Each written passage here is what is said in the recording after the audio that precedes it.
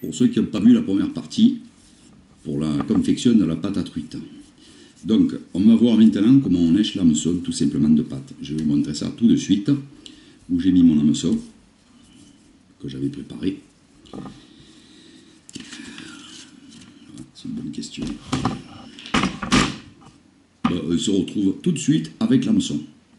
Alors, j'ai mon hameçon ici. J'ai volontairement pris un hameçon un peu gros, c'est un hameçon à carnassier, mais c'est vraiment pour que vous voyez comme il faut. Hein, parce que c'est pas évident sur la caméra. Sur la vidéo, des fois, un gros hameçon avec du gros fil. Ok, allez. Alors, je prends mon pâte jaune, là, pour le coup. Alors, je prends du milieu pour que ça colle un peu. Alors, on va lécher comme toutes les pâtes, tout simplement. Hein. On va juste... Le plus important, c'est que l'hameçon soit masqué. Hein. Après, ce qu'on peut faire, voilà. Le plus simplement pour lécher la pâte, c'est la boule traditionnelle. Hein. Voilà, comme ceci. Et sinon... Quand on pêche en courant ou en étang, par exemple, je vais vous expliquer pour la pêche en étang. Là, on fait une boule qu'on va amener à la forme d'une goutte, comme ceci.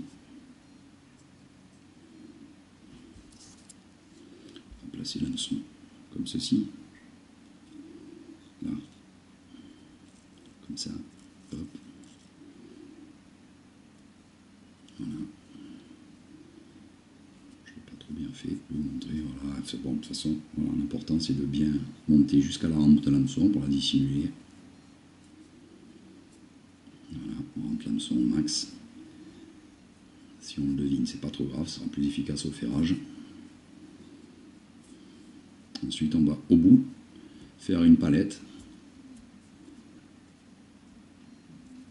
pour imiter une cuillère, ce qui fera que la pâte va tourner sous l'effet du courant. D'accord ? Cette façon d'aplatir va faire tourner la pâte sous l'effet du courant ou quand vous allez la ramener. Parce que des fois, la truite, il faut en ramener un peu pour qu'elle attaque. Voilà, tout simplement. Vous voyez l'hameçon, je le laisse transparaître un peu. Comme ça, c'est pas trop grave. On peut la mettre comme ça, mais il vaut mieux le camoufler un peu plus. Je laisse transparaître pour que vous voyez un peu là exactement la forme et comment l'hameçon est inséré. D'accord ? Voilà.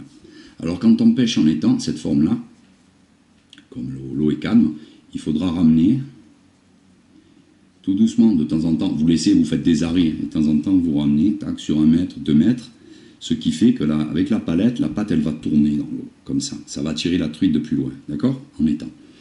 Et en courant, en eau vive, même au bouchon, quand vous pêcherez au bouchon, avec le courant, ça va tourner tout naturellement, tout seul, voilà. N'hésitez pas à refaire la palette et à changer la pâte quand il faut. Hein. Après, ce qu'on peut faire, c'est les pâtes selon ce qu'on veut. Là, la pâte, la consistance est idéale pour pêcher en première instance, ce qu'on a vu en premier, juste en pelote comme ça. Après, la pâte plus dure, on met plus de farine tout simplement. Ça, vous pouvez amener un peu de farine au bord de l'eau, hein, tout simplement. Vous voyez, elle est encore collante, mais plus dure. Je vais en prendre un peu plus, à peu près assez. Voilà, un peu plus dur.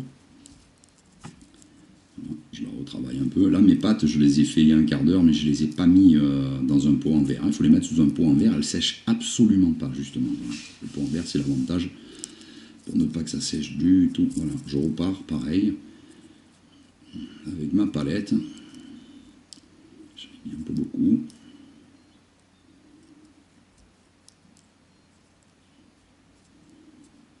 J'aplatis le bout correctement.